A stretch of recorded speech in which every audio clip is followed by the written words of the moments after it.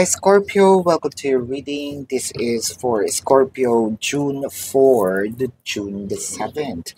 And Scorpio, para po sa mga bago, don't forget to click the subscribe button, smash the like button, comment below kung kayo nakaka-resonate, and hit the notification bell. At kung gusto niyo po ng dalawang reading po mula sa akin, meron po doon sa kabilang channel, that is Babaylan TV. No? Nagla-live din po tayo doon sa kabilang channel, so take advantage, mag-join po kayo at panoorin niyo po yung mga complicated na readings natin doon sa Babaylan TV. Ayan. Pero kung hindi niyo po maabutan itong live sessions, dito po sa comment section, pwede naman kayo magtanong as long as the question is answerable by yes or no. Ano po? So, Scorpio, para po sa inyo po, no, na hindi naman kayo masasatisfy sa yes or no na sagot, sa description box po, meron dun link, no? Click the link, you will be routed to my page, type in your questions, and then click submit.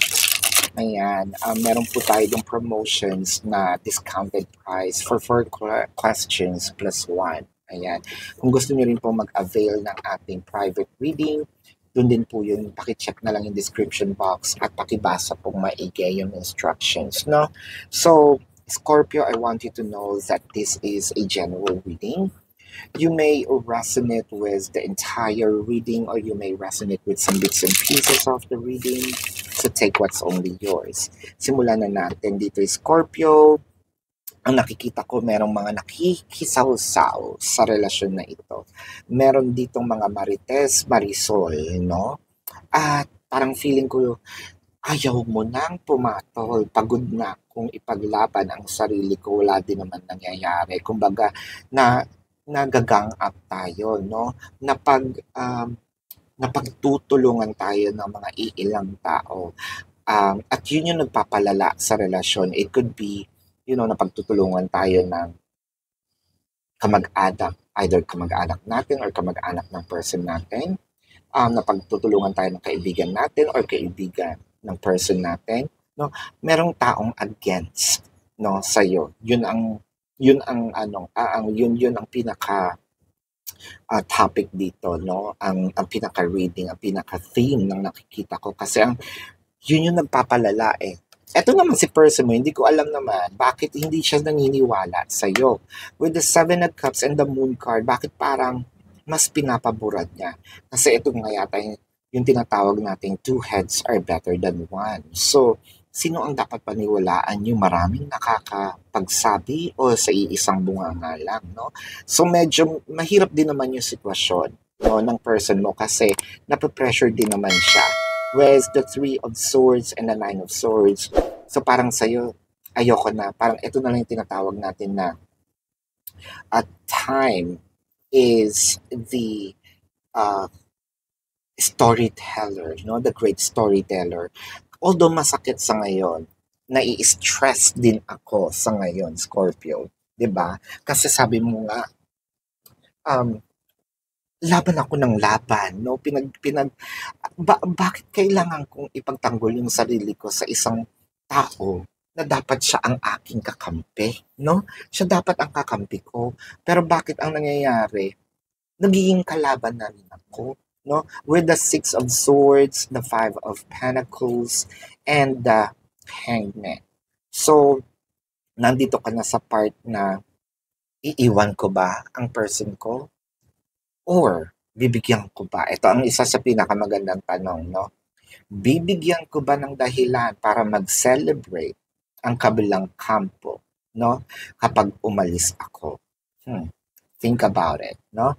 So, kapag umalis ka, feeling nila nanalo sila. Bibigyan mo ba sila ng chance na mag-celebrate, no? At aminin ang iyong pagkatalo. Ayan. With the King of Pentacles and the 3 of Wands, I feel like may inaantay lang ito ding person mo, no? I think it's much better na okay yung lang yung tumahimik. Pero yung umalis, I don't think that's a good idea with the 5 of Pentacles, Knight of Wands, and the Tower. Lalong magkakagulo, no? I think na it's okay to stay but to be quiet. And nakikita ko dito, King of Pentacles, malalaman din naman ng person mo ang totoo. So, nag-aantay lang, and I think that it's much better to do you rather than ipagtanggol yung sarili and makipaglaban. No, choose the battle. Choose your battle, actually. No? So, ito ang iyong reading for now. Scorpio, tingnan natin ang zodiac sign ng person mo. It could be their sun sign or a placement in their chart. I'm seeing Leo. I'm seeing Taurus, Scorpio, Virgo, Sagittarius, uh, Pisces, Cancer, Aries. So this is your reading for now. Para po sa mga bago, don't forget to click the subscribe button, smash the like button, comment below kung kayo nakaka-resonate, and hit the notification bell. At kung gusto niyo po ng dalawang reading po sa akin, sa kabilang channel po yun, Babaylan TV. No? Nagla-live din po tayo sa kabilang channel. Kung hindi po kayo masasatisfy sa yes or no na sagot lang, dito sa comment section, meron po tayo sa description box yung link, no? Either copy the link or click the link. You'll be routed to my page. Type in your questions, click submit. And if you want to also avail our private reading or personal reading, nasa description box din po yun. Pakibasa na lang po mabuti. And this is your reading again, Scorpio. Love and light. Namaste. See you po sa susunod na reading. Goodbye.